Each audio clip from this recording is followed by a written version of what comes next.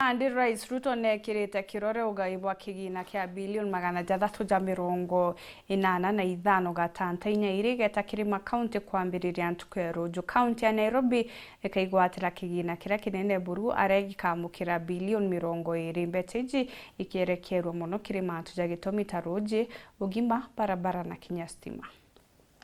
115 of the Constitution for the presidential assent of two Senate bills, being one is the Equalization Fund